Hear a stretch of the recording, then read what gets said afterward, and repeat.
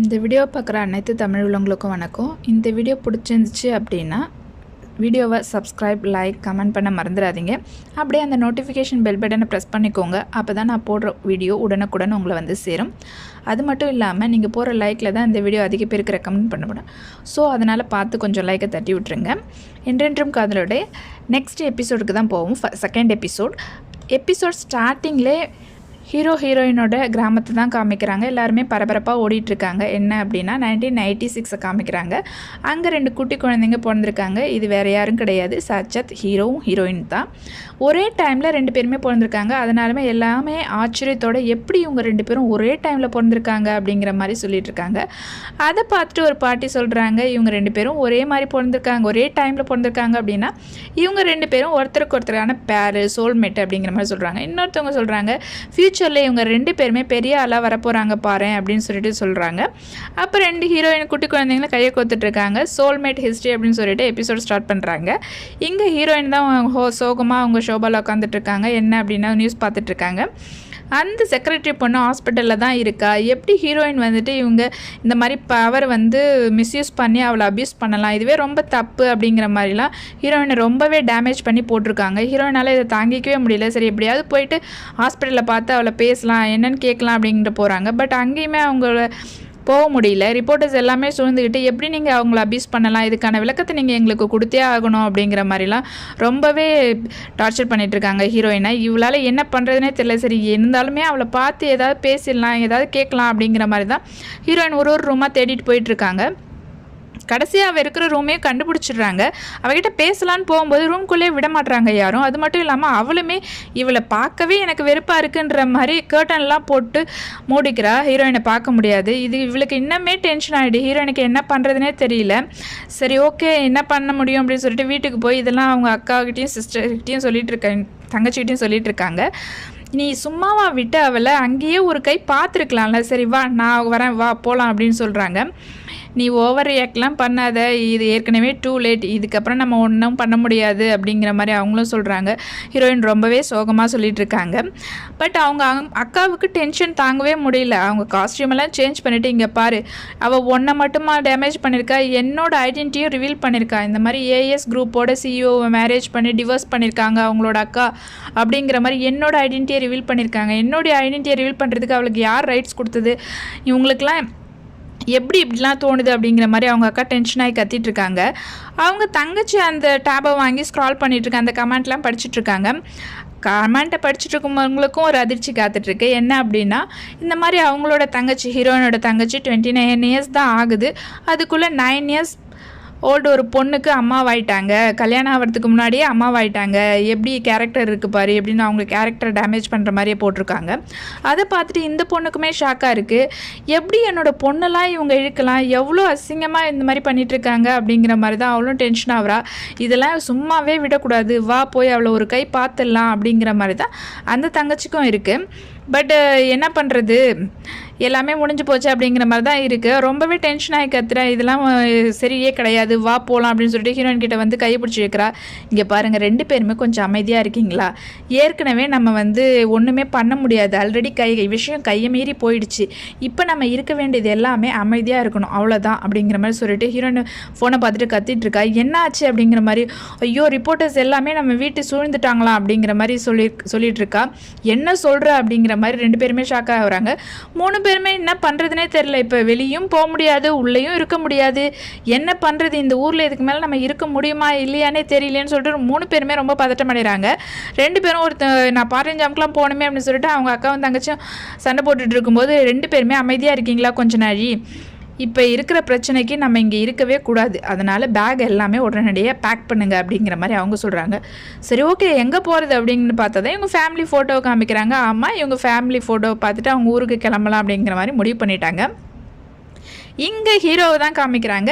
அவங்க கிராமத்தில் ஏதோ ஒரு ஃபெஸ்டிவல் போல் இருக்குது. அந்த ஃபெஸ்டிவலை செலிப்ரேட் பண்ணிகிட்ருக்காரு. அப்போ தான் அந்த பக்கமாக வர அவங்க ஃப்ரெண்டு கேட்குறாரு, ஏண்டா நீ ஒரு சிவில் சர்வெண்ட்டு, இந்த மாதிரி ஃபெஸ்டிவல்லாம் வந்து கூத்தாடிக்கிட்டு இருக்கேடா அப்படிங்கிற மாதிரி அவரும் திட்டிகிட்டு இருக்காரு. டேய், நான் ஒரு சிவில் சர்வெண்ட்டாக இருந்தால் என்னடா, நான் என்னவா இருந்தாலும் நான் இந்த ஜேஜியோட ப்ரைடு தான் அப்படிங்கிற மாதிரி ரொம்ப ப்ரௌடாகவே சொல்லிகிட்டு இருக்காரு. நீ என்னவா வேணாலும் இருந்துட்டு போ, ஏர்போர்ட் பக்கம் போறியா அப்படிங்கிற மாதிரி கேட்குறாரு. ஏர்போர்ட் பக்கம் போனால் எனக்கு ஒரு வேலை இருக்குது அப்படிங்கிற மாதிரி அவரும் கேட்குறாரு. அவருக்கு என்ன நினச்சாரு, ஏர்போர்ட்டில் வந்துட்டு ஹீரோயினோட மெமரிஸ் தான் அதிகமாக இருக்குது. ஸோ நான் அவர் ஏர்போர்ட்டுன்னு கேட்ட உடனே வந்துட்டு அவருக்கு ஒரு மாதிரி ஃபேஸ்லாம் ஆகிடுச்சு. ஏர்போர்ட்டுக்கெலாம் நான் ஒன்றும் போகல, கிளம்பு, நான் வேலைக்கு போகிறேன் அப்படிங்கிற மாதிரி அவரும் சொல்லிவிட்டு ஒரு மாதிரி கடுகடுன்னு சொல்லிட்டு கிளம்புறாரு. இங்கே வந்துட்டு ஹீரோவோட செக்ரட்டரி ஃப்ரெண்டு தான் வந்து ஃபோனில் பார்த்துட்ருக்காரு ஹீரோயினோட நியூஸ் எல்லாமே. இந்த மாதிரி அவங்க வந்து ஒரு பொண்ணை அப்யூஸ் பண்ணிட்டாங்க, அவங்க பவரை யூஸ் பண்ணி அப்படின்னு சொல்லிட்டு கேள்விப்பட்ட உடனே ஹீரோவை பார்த்த உடனே டே விஷயம் தெரியுமா, இங்கே பாரு அவள் வந்து ஒரு பொண்ணை அப்யூஸ் பண்ணிட்டாளா, அவள் அப்படிப்பட்ட ஆளா என்ன அப்படிங்கிற மாதிரி கேட்குறாங்க. உனக்கு தெரியுமான்னு உடனே ஹீரோ டென்ஷன் ஆகிட்டு, இன்னும் எனக்கு தெரியுமா, எனக்கு எல்லாமே தெரிஞ்சிருக்கணும்னு அவசியம் கிடையாது, முதல்ல உன் வேலையை ஒழுங்காக பார்க்குற வழியை பாரு அப்படின்னு சொல்லிட்டு ரொம்பவே ஆஷாக சொல்லிட்டு போயிடுறாரு. இப்போ நான் என்ன சொல்ல வந்தேன், ஏன் இவன் இப்படி கத்திட்டு போகிறான் அப்படிங்கிற மாதிரி தான் அவரோட ரியாக்ஷன் இருக்குது. நான் சொல்ல வந்ததே ஒழுங்காக கேட்காம இப்படி பண்ணிட்டு போகிறானே அப்படிங்கிற மாதிரி தான் அவர் சொல்லிட்டு இருக்காரு. எல்லாம் கத்திட்டு வந்து இங்கே வந்து அவர் வேலையை பார்க்கலாம் அப்படின்னு சொல்லிட்டு சிஸ்டம் பார்த்துட்ருக்காரு. அந்த டைமில் தான் நெட்டை பார்க்கும்போது ஹீரோயினோட நியூஸ் வெளியே வந்திருக்கு. இதை பார்த்துட்டு இவருக்குமே ரொம்ப கஷ்டமாக இருக்குது. சரி, இதை எதாவது பண்ணணும் அப்படின்ற மாதிரி நினச்சிட்டு ஏற்கனவே அவருக்கு ஹெட் குவார்ட்டருக்கு சியோலுக்கு போகணுன்ற ஆஃபர் வந்திருக்கும்ல, அதை முன்னாடி வந்துட்டு ரொம்பவே அடம் பண்ணி நான் போக மாட்டேன், நான் இங்கே தான் இருப்பேன் அப்படின்லாம் சொல்லியிருப்பார் அவரோட சீனியர்கிட்ட. பட் இப்போ அவரே வந்துட்டு இந்த ஆஃபர் இன்னும் இருக்கா, நான் போகலாமா அப்படிங்கிற மாதிரி அவரும் கேட்குறாரு. என்னடா முதல்ல போக மாட்டேன்னு இப்போ என்ன போகிறேன்ற, சரி ஓகே அப்படிங்கிற மாதிரி அவரும் சொல்கிறாரு. இங்கே 3 பேரை தான் காமிக்கிறாங்க. அவங்க அப்பா அம்மா 3 பொண்ணுங்களும் பார்த்தோன்னே ஷாக் ஆகிட்டாங்க. அவங்க அம்மா தான் ரொம்பவே ஷாக்கில் இருக்காங்க.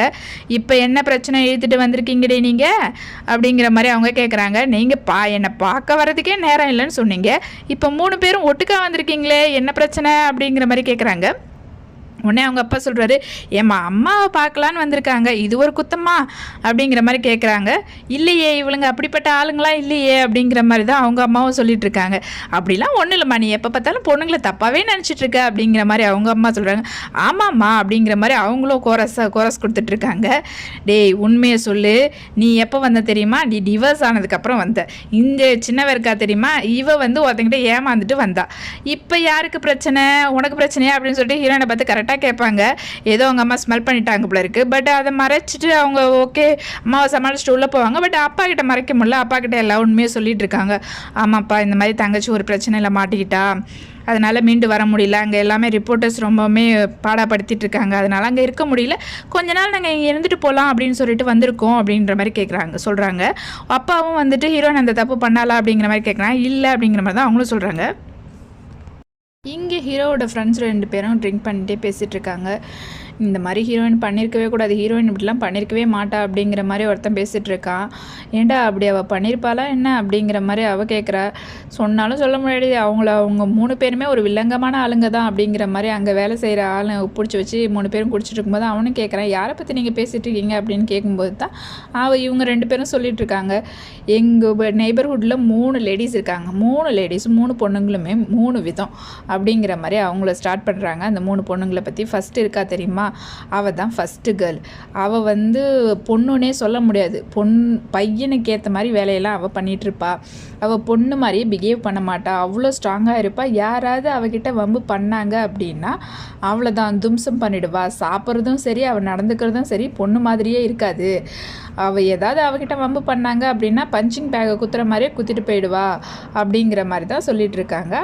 நெக்ஸ்ட் எடுத்தது ஹீரோயினா அவளுக்கு சலைச்சவ இவ கிடையாது அப்படிங்கிற மாதிரி அவளாவது அடிதடிதெல்லாம் காமிப்பா. இவ 2மே இருக்கும், அடிதடியும் இருக்கும், பேச்சுவார்த்தையும் இருக்கும் அப்படிங்கிற மாதிரி. அவகிட்ட யாராவது வம்பு பண்ணாங்கன்னா போட்டு உழுக்குன்னு உழுக்கி அவனை ஒரு வழி பண்ணாமல் விட்டுற மாட்டான். அது வேறு யாராக இருந்தாலும் சரி, அவங்க அப்பாவாக இருந்தாலும் சரி அப்படின்னு சொல்லிட்டு. 3ஆவதாக இருக்கா தெரியுமா, அவள் சம்திங் டிஃப்ரெண்ட் தான். ஏன்னா இவங்க 2 பேராவது கையால் பேசிகிட்டு இருப்பாங்க. பட் இவ அப்படி கிடையாது. இது ஒரு வாட்டி ஒரு தாத்தா வந்துட்டு இந்த காசை கொடுத்து கடையில் போய் அதை வாங்கிட்டு வாங்கம்மா அப்படின்னு தான் சொல்லியிருப்பார். ஒன்று வாங்கினா வாங்கன்னு சொல்லியிருக்கணும், வாங்குறேன்னு சொல்லியிருக்கணும், இல்லைனா இல்லைன்னு சொல்லியிருக்கணும். அவன் என்ன பண்ண தெரியுமா, ஃபோன் பண்ணி போலீஸ்க்கே இந்த மாதிரி ஒரு தாத்தா என்னை வந்து கடத்த பார்க்குறாரு அப்படின்னு சொல்லிட்டு ஃபோன் பண்ணி போலீஸ்க்கு சொல்லிட்டா. அவர் பயந்துக்கிட்டு எம்மா நான் அந்த மாதிரிலாம் ஒன்றும் கடத்தலப்பா, இந்தா நீ வாங்கலைன்னா போய் சேரு, இந்த மாதிரிலாம் பண்ணிகிட்டு இருக்காதுன்னு அந்த தாத்தாவே பயமுறுத்திட்டு வந்துட்டா. இந்த மாதிரி 3 சிஸ்டர்ஸும் 3 டெரிபிள் சிஸ்டர்ஸ் இவங்க அப்படிங்கிற மாதிரி சொல்லிட்டு இருக்கான். இந்த பக்கம் ஹீரோயினோட அவங்க அம்மாவும் அப்பாவும் ஹீரோயின்ஸ் அண்ட் சிஸ்டர்ஸ் இருக்கிற இடத்துக்கு வராங்க. அங்கே பார்த்தா எல்லாமே ஒரே குடிச்சிட்டு அவ்வளோ டின்னு கிடக்குது. இதை பார்த்த உடனே டெரர் ஆகிட்டாங்க அவங்க அம்மா. என்னடி இப்படி பண்ணிகிட்ருக்கீங்க அப்படின்னு சொல்லிட்டு ஹீரோயினை போட்டு அடின்னு அடிச்சுட்டு நீ குடிக்கிறதுக்காக தான் இங்கே வந்திருக்கியா அப்படிங்கிற மாதிரி ரொம்பவே ஹார்ஷாக பேசிகிட்டு இருக்காங்க. அந்த டைமில் 2 பேரும் சிஸ்டர்ஸும் வந்த உடனே இங்கே பாருங்கம்மா, நான் மட்டும் குடிக்கல, இவங்க 2 பேரும் சேர்ந்து தான் குடித்தோம் அப்படிங்கிற மாதிரி அந்த சிஸ்டர்ஸையும் சேர்த்து ஹீரோயின் மாட்டி விட்டுறாங்க. அப்புறம் என்ன, 3 பேருக்கும் ஒட்டே அடி தான். இந்த பக்கம் ஹீரோ வந்துட்டு சமைச்சிட்ருக்காரு. ஹீரோவுக்கு வந்து அவங்க வீட்டில் லேடிஸ் யாரும் இல்லை போல இருக்குது. அம்மா இல்லைன்றதுனால ஹீரோ தான் சமைச்சிட்ருப்பார் போல இருக்குது. ஒரு நாள் அவங்க அப்பா சமைக்கிறது, இன்னொரு நாள் இவர் சமைக்கிற. ஏன்டா இதுக்கு தான் ஒரு கல்யாணம் பண்ணிக்கன்னு சொல்கிறேன், கல்யாணம் பண்ணிக்கிறியா அப்படிங்கிற மாதிரி. எனக்கு கல்யாணம் வேணாம்ப்பா, நீங்கள் கல்யாணம் பண்ணிக்கோங்க அப்படிங்கிற மாதிரி ஹீரோவோட அப்பாவை வந்து கலாய்ச்சிட்ருக்காரு. இந்த பக்கம் வந்துட்டு ஹீரோயினோட அம்மா வந்துட்டு அவங்களோட சிஸ்டர் 2 பேரையுமே வயலில் வேலை வாங்கிட்டு இருக்காங்க. அங்கே ஒரு காய்கள்லாம் படித்து தள்ளிட்டு வந்துட்டுருக்காங்க ஒரு வண்டியில். அந்த வண்டியை கூட ஒழுங்காக தங்கல முடியாமல் கீழே போட்டு உடச்சிடுறாங்க. உடச்சது மட்டும் இல்லாமல் அவங்களோட அக்கா கேட்டுட்ருக்கா, நீங்கள் எங்கள் 3 பேரில் பார்ஷாலிட்டி பார்க்குறீங்க, அவளை மட்டும் விட்டுட்டு எங்களை மட்டும் எதுக்கு இழுத்துட்டு வந்தீங்க அப்படிங்கிற மாதிரி அவங்க கேட்குறாங்க. உடனே அந்த சிஸ்டர் கேட்குறா, ஏக்கா நிஜமாலுமே நம்ம அம்மாவுக்கு நம்ம மேலே பாசமே இல்லையா என்ன, ஹீரோயின் மேலே தான் இருக்கா என்ன அப்படிங்கிற மாதிரி பாவமாக கேட்குறா. உடனே இந்த பக்கம் ஹீரோயின் என்ன பண்ணுறாங்க அப்படின்றது தான் காமிச்சிட்ருக்காங்க. அவங்க அந்த விஷயத்துலேருந்து இன்னுமே வெளியே வரல, என்ன தான் நடக்குது அப்படின்னு சொல்லிட்டு அந்த நியூஸை பற்றியே படிச்சுட்ருக்காங்க. அந்த கமெண்ட்ஸை பார்த்துருக்காங்க. அந்த கமெண்ட்ஸ் எல்லாம் பார்க்கும்போது அவங்களுக்கே மைண்டு ரொம்ப ப்ரெஷராக இருக்குது. என்னடா இப்படி பண்ணிகிட்ருக்காங்களே அப்படின்னு சொல்லிட்டு, சரி ஃபோனை பார்க்க வேணாம், நெட்டை பார்த்தா தானே இந்த மாதிரி பிரச்சனையாக இருக்குது, டிவியாவது பார்க்கலாம் அப்படின்னு சொல்லிட்டு டிவி எடுக்கலான்ட்டு போகிறாங்க. பட் டிவி ஒர்க் ஆகலை. என்னடா இதுவும் சோதிக்குதே அப்படிங்கிற மாதிரி என்ன போட்டு அழுத்திட்டே இருக்காங்க. பட் ஒர்க் ஆனால் தானே ஒர்க் ஆகும். சரி டிவி ஒர்க் ஆகலையா, ரிமோட் ஒர்க் ஆகலையான்னு சொல்லிட்டு பேட்ரி தேடலாம் அப்படின்னு சொல்லிட்டு வீடையே கலைச்சி போட்டு பேட்டரிக்காக தேடிட்டு இருக்காங்க. அந்த டைமில் தான் ஹீரோ வந்துட்டு ஏதோ கொடுக்கணும்னு சொல்லிட்டு அவங்க வீட்டுக்கு வந்துட்டுருக்கிறாரு. அவங்க அம்மாவை சொல்லி அம்மான்னு சொல்லிட்டு கூட்டுகிட்டே வந்துட்டு இருக்கிறதுனால ஹீரோயின் இதை கேட்டதுமே உஷாராயிடுறாங்க. ஐயோ ஹீரோவா இவனா அப்படிங்கிற மாதிரி ரொம்பவே ஷாக் ஆகும். அவங்க ஹீரோவை பார்க்கறதுக்கு ரொம்ப எம்பாரஸாக ஃபீல் பண்ணிகிட்டு இருக்காங்க. பட் ஹீரோ இவங்க இருக்கிறது எல்லாமே தெரியாதில்ல, அதனால் அவரும் வந்துட்டு அவங்க அம்மா வீட்டில் யாரோ இருக்காங்க போல இருக்குன்னு சொல்லிட்டு கூப்பிட்டுக்கிட்டே வராரு. கூப்பிட்டுட்டே வந்ததும் என்னது யாருமே வீட்டில் யாரோ இருந்த மாதிரி இருக்குது, யாருமே இல்லை அப்படின்றப்போ தான் ஹீரோயின் போய் உள்ளே போய் சாத்திப்பாங்க. சாத்திட்டு இருக்கும்போது அவங்க பேண்ட்டில் இருக்கிற அந்த ரோப் மட்டும் வெளியே தொங்கிட்டு இருக்கும். வெளியே பார்ப்பாரு, இங்கே எல்லாமே கலைஞ்சு கிடக்கிறத பார்த்துட்டு வீட்டுக்குள்ளே யாரோ திருடன் தான் வந்துட்டான் போல இருக்குன்னு அவங்க ஃப்ரெண்ட்ஸ் கிட்டலாம் ஃபோன் பண்ணி, டேய் வாங்கடா திருட வந்திருக்கான் ஒரு கை பார்த்துடலாம் அப்படின்னு சொல்லிட்டு அவங்க ஃப்ரெண்ட்ஸ் எல்லாம் இருக்கிற வேலையெல்லாம் விட்டுட்டு கையெல்லாம் தூக்கிட்டு வந்துட்டு இருப்பாங்க. இந்த ஹீரோயினுக்கு வந்துட்டு ரொம்பவே எம்பரஸாக இருக்குது. இவன் மூஞ்சில் முழிக்கவும் முடியல, ஆனால் இவனை பார்க்க முடியல. சரி நம்ம இதுக்கு பயப்படணும், இவனை பார்த்துடலாமே அப்படின்னு சொல்லிட்டு ரொம்ப மோட்டிவாகிட்டு போகலான்னு பார்க்குறாங்க. பட் அவங்களால முடியவே இல்லை. அவங்களுக்கு நடந்ததெல்லாம் நினச்சி ரொம்பவே அவங்க கஷ்டமாக ஃபீல் பண்ணுறாங்க. யாரையுமே இப்போ அவங்களுக்கு பார்க்க பிடிக்கல. அதுவும் இல்லாமல் ஹீரோ வந்துட்டு எப்படி பார்ப்பாங்க. பட் ஏற்கனவே சில பல பிரச்சனைகள் ஹீரோ கூட இருக்குது. ஸோ ரொம்பவே அவங்க பார்க்கக்கூடாதுங்கிறதுல ரொம்ப தீவிரமாக இருக்காங்க. பட் ஹீரோ விடுற மாதிரி இல்லை, யாரோ உள்ளே இருக்காங்க, ஒழுங்காக வெளியே வந்துடு இல்லைனா கதவை உடச்சிடுவேன் அப்படிங்கிற மாதிரி ஹீரோ சொல்லிட்டு இருக்காரு. பட் ஹீரோயினும் அதுக்கு அடங்குற பாரு இல்லை, அந்த நாடாவே பிடிச்சி அந்த ரோப்பையே பிடிச்சி இழுக்கிறது ஹீரோயினுக்கு ரொம்பவே வலிக்குது. நீயா நானா பார்த்துடலாம் அப்படின்னு சொல்லிட்டு அவங்க அந்த பக்கம் இருக்கிறாங்க, இவர் இந்த பக்கம் இருக்கிறாங்க. ஒரு கட்டத்தில் கீ எடுத்து அந்த போட்டு திறந்து உள்ளேயே வந்துடுறாரு ஹீரோ. ஹீரோயினை பார்த்த உடனே ஒரே ஷாக்கு தான். எல்லாமே பழைய ஞாபகங்கள்லாம் வந்துகிட்டே இருக்குது. இவங்க பிரேக்கப் பண்ணிட்டு போனது, என்ன சொல்லிட்டு போனாங்கன்னு. அவங்க பிரேக்கப் பண்ணிட்டு போயிருப்பாங்க, ஹீரோயின் தான் பிரேக்கப் பண்ணிட்டு போயிருப்பாங்க. பட் ஹீரோ வந்துட்டு வேணாம் அப்படின்னு சொல்லிட்டு அவங்கள ஃபாலோ பண்ணி போயிருப்பார். பட் அந்த ஞாபகங்கள்லாம் வந்துட்டு இருக்கும்போது ஹீரோவுக்கு ரொம்பவே கஷ்டமாக இருக்குது. அது மட்டும் இல்லாமல் ஹீரோ மட்டும் ஃபீல் பண்ணியிருக்க மாட்டார், ஹீரோயினும் தான் ஃபீல் பண்ணியிருப்பாங்க இந்த மாதிரி அவங்க பிரேக்கப் பண்ணுற. பிரேக்கப் பண்ணது ஹீரோவுக்கு மட்டும் கிடையாது, ஹீரோயினுக்குமே ரொம்ப கஷ்டமாக தான் இருக்கும். அவங்களுமே உட்காந்து அழுதுட்டு தான் இருந்திருப்பாங்க கேட்டுக்கு வெளியில். ஹீரோவுமே வீட்டுக்குள்ளே உட்காந்து அழுதுட்டு தான் இருந்திருப்பாங்க. அது அப்புறம் எதுக்காக இவங்க 2 பேரும் பிரேக்கப் பண்ணாங்கன்னு தெரியல. ஆஃப்டர் லாங் டைம் வந்துட்டு ஹீரோ வந்துட்டு ஹீரோயினை பார்த்ததுமே ரொம்ப கஷ்டமாக இருக்குது. அவரும் இவங்கள பார்க்கும்போது இந்த நிலைமையில தான் பார்க்கணுமா அப்படிங்கிற மாதிரி தான் இருக்குது. ஹீரோயினுக்குமே அதே மாதிரி தான் இருக்குது. இவனை பார்க்குறோம், இப்போ வந்து நம்ம இந்த மாதிரி ஒரு கண்டிஷனில் இருக்கோமே அப்படின்னு சொல்லிட்டு உன்னை பார்க்குறதுக்கே எனக்கு ரொம்ப எம்பரஸாக இருக்குது அப்படிங்கிற மாதிரி சொல்கிறாங்க. அது மட்டும் இல்லாமல் வெளியில் யாரோ வராங்களா, ஐயோ நான் அதெல்லாம் பார்க்க மாட்டேன், எனக்கு கஷ்டமாக இருக்குது அப்படிங்கிற மாதிரி ரொம்ப அழுத்திக்கிட்டே உட்காடுறாங்களா. ஹீரோவும் அவர் எடுத்துகிட்டு வந்த துணியை அவங்க மேலே போத்திட்டு வெளியே போயிடுறாரு. வெளியே யாரும் இல்லை, அவங்க ஃப்ரெண்ட்ஸ் தான். என்னடா ஏதோ திருட வந்தான்னு சொன்னேன், அது மட்டும் இல்லாமல் வீட்டில் எல்லாமே கலைஞ்ச பொருளாக இருக்குது, வா போய் பார்க்கலாம், அவன் இன்னும் போயிருக்க மாட்டான் அப்படிங்கிற மாதிரி கேட்குறாங்க. இல்லைடா அவன் எப்பயோ போயிட்டான், நான் வரும்போதே போயிட்டான்னு நினைக்கிறேன். இல்லை ஸோ வீட்டுக்குள்ளே யாரும் இல்லை, நீங்கள் போயிட்டு வாங்க, ஒன்றும் பிரச்சனை இல்லை. டே நீ சொன்னேன்னு வேலை வெட்டியெல்லாம் விட்டுட்டு வந்திருக்கோம், என்னடா இப்படி சொல்கிற அப்படிங்கிற மாதிரி கேட்குறாங்க. இல்லைடா ஒன்றும் இல்லை, பிரச்சனை இல்லை, நீ போங்க, நான் போய் பார்த்துட்டு வந்துடுறேன் அப்படின்னு சொல்லிட்டு அவங்கள அனுப்பி வச்சுட்டு இங்கே வந்து ஹீரோயினை பார்க்குறாரு. ஹீரோயின் இப்படி சோகமாக உட்காந்துருக்கிறத பார்த்துட்டு இவளை கொஞ்சம் என்கரேஜ் பண்ணோம் அப்படின்னு சொல்லிட்டு ஒரு ஆக்ஷன் பண்ணுவார் பாருங்கள், ரொம்பவே காமெடியாக இருக்கும். அதே ஆக்ஷனோடையே வெளியே வராரு. அந்த ஆக்ஷனோடையே டோரை ஓப்பன் பண்ணிவிட்டு அவர் வந்து அந்த விஷயத்துலேருந்து மீளவே முடியல. அதுவும் இல்லாமல் நான் எதுக்கு இப்போ இப்படி பண்ணேன் அப்படிங்கிற மாதிரி அவரே திடீர்னு கிளம்புறாரு. இந்த பக்கம் அவங்க அப்பாவை தான் காமிக்கிறாங்க. அவங்க அப்பா பஸ் டிரைவர் இல்லை, பஸ் அவரோட வேலையை பார்த்துட்டு இருக்கும்போது அங்கே வர்றவங்க எல்லாமே இதை பற்றி தான் பேசிகிட்டு இருக்காங்க. ஹீரோயினை பற்றி இந்த மாதிரி ஜேஜூலேருந்து ஒரு ஃபோட்டோகிராஃபர் இந்த மாதிரி பண்ணிட்டாங்க அப்படிங்கிற மாதிரி சொல்லிட்டு இருக்கும்போது இதெல்லாம் கேட்கும்போது ஹீரோயினோட அப்பாவுக்கே ரொம்ப கஷ்டமாக இருக்குது. இதெல்லாம் பொய்ங்கிற மாதிரி தானே இவ சொன்னா, இப்போ என்னடானா இவங்க பேசுறதெல்லாம் பார்த்தா உண்மை மாதிரி இருக்கே அப்படிங்கிற மாதிரி அவங்கக்கிட்ட ஒரு மாதிரி ஹாஷா பிஹேவ் பண்ணிகிட்ருக்காரு. இந்த பக்கம் ஹீரோயினை தான் காமிக்கிறாங்க. ஹீரோயினை அவங்களோட கஷ்டத்தை எப்படி போக்குறது, குடிச்சு தான் போக்கிட்டு இருக்காங்க. அவங்களால இதை தாங்கிக்கவே முடியல. வீட்டில் வந்துட்டு அவங்களால ஒரு சாந்தமாகவே இருக்க முடியல. வந்து உட்காந்து இங்கே கடல் பக்கத்தில் வந்துட்டு குடிச்சிட்ருக்காங்க. அப்படி இருக்கும்போது அவங்க ஃபோன் எடுத்து மெசேஜ் பார்க்குறாங்க. மெசேஜ் பார்க்கும்போது அவங்க கொலிக்கிட்டேருந்தே ஒரு மெசேஜ் வந்திருக்கு. இந்த மாதிரி அவங்க செக்ரட்டரி பொண்ணு நிஜமாகவே சூசைட் பண்ணியிருப்பா அப்படிங்கிற மாதிரி நினைக்கிறியா அப்படிங்கிற மாதிரிலாம் கேட்டிருக்காங்க. இதெல்லாம் பார்க்கும்போது அவங்களுக்கு கஷ்டமாக இருக்குது. சரி அந்த பொண்ணுக்கே நம்ம மெசேஜ் பண்ணிடலாமா அப்படின்னு சொல்லிட்டு மெசேஜும் பண்ணுறாங்க. என்னால் தான் நீ இந்த மாதிரி பண்ணியா, நான் ஏதாவது உன்னை கஷ்டப்படுத்திட்டேனா அப்படிங்கிற மாதிரி இவங்க ரொம்ப பொலைட்டாக தான் கேட்டு சாரி அனுப்பலாமா அனுப்ப வேணாமா, நம்ம எதுவுமே தப்பு பண்ணலையே அப்படிங்கிற மாதிரி தான் அவங்க யோசிக்கிறாங்க. பட் எதுக்கும் இருக்கணும்னு சொல்லிட்டு ஒரு சாரியும் கேட்டு போட்டு மெசேஜ் அனுப்பிடுறாங்க. இந்த பக்கம் வந்துட்டு ஹீரோயினோட அம்மா தான் அவங்க வந்துட்டு அந்த கடல் பக்கத்தில் இருக்கிறதெல்லாம் அவங்க யாரும் நைட்டில் மீன் பிடிக்கக்கூடாது அப்படின்னு சொல்லிட்டு எல்லோரும் அங்கே ரோந்து பனி மாதிரி போயிட்டுருப்பாங்க போல இருக்கு. கடல்கிட்ட அவங்க வேலை பார்த்துட்டு இருப்பாங்க போல இருக்கு. அவங்களுக்குலாம் சாப்பாடு எடுத்துகிட்டு வந்துட்டுருக்காங்க. சாப்பாடு எடுத்துகிட்டு அவங்களாம் பேசிகிட்டு இருக்கும்போது பரவாயில்லையே நீங்கள் இந்த கஷ்டத்துலேயும் இவ்வளோ ரொம்ப மோட்டிவாக இருக்கீங்களே, உங்களை பாராட்டணும் அப்படின்ற மாதிரிலாம் சொல்லியிருப்பேன். ஏன் என்ன விஷயம், பொண்ணுங்க வந்ததை பற்றி பேசுகிறீங்களா என்ன அப்படிங்கிற மாதிரி கேட்குறாங்க. பொண்ணுங்க ஒரு வெக்கேஷனுக்கு தான்ப்பா வந்திருக்காங்க, ஒன்றும் பிரச்சனைலாம் இல்லை அப்படிங்கிற மாதிரி கேட்குறாங்க. ஓ உங்களுக்கு தெரியுமா தெரியாதா, இந்த மாதிரி ஹீரோயின் வந்துட்டு அவங்க கூட வேலை பார்க்குற பொண்ணே அப்யூஸ் பண்ணியிருக்கா அப்படின்னு சொல்லிட்டு நியூஸில் வந்துட்டு இருக்கு அப்படின்னும் இதுவே அவங்க அம்மாவுக்கும் தெரியாதுல்ல. ரொம்ப ஷாக்காக தான் இருக்குது. இந்த பக்கம் ஹீரோயினை குடிச்சிட்டு ஒரு மாதிரி கலக்கத்திலே வந்து கடலுக்குள்ளே போய் இறங்க போவாங்க. அந்த டைமில் வர ஹீரோ இவங்க போய் சூசைட் பண்ணிக்க போகிறாங்க அப்படின்னு நினச்சிட்டு போய் இழுக்க ட்ரை பண்ணுறாரு. கடைசியில் அவங்கள இழுக்கிறேன்னு சொல்லிட்டு இவர் விழுந்துடுறாரு.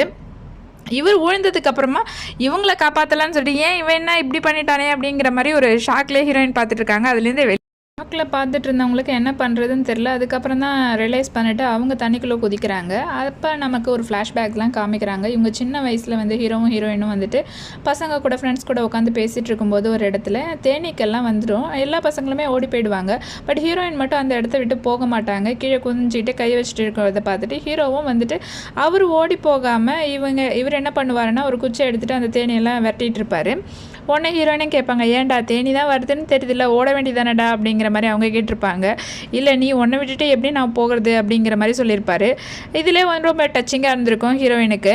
இதெல்லாம் இப்போ நமக்கு காட்டிகிட்ருக்காங்க. பட் அப்போ எப்படி அவர் காப்பாற்றினாரோ இப்போயும் அதே மாதிரி ஃபீல் பண்ணிவிட்டு அவங்கள இப்படி இந்த விஷயத்துலேருந்து எப்படியாவது வெளியே கொண்டு வரணும் அப்படின்னு சொல்லிட்டு ஹீரோ நினைக்கிறாரு. அதனாலே சியோலுக்கு வந்துட்டு அவங்க எக்ஸிபிஷனுக்கு வச்சுருப்பாங்கல்ல, அந்த ஆடிட்டோரியத்தில் நின்று எல்லா பிக்சரையும் பார்த்துட்ருக்காரு.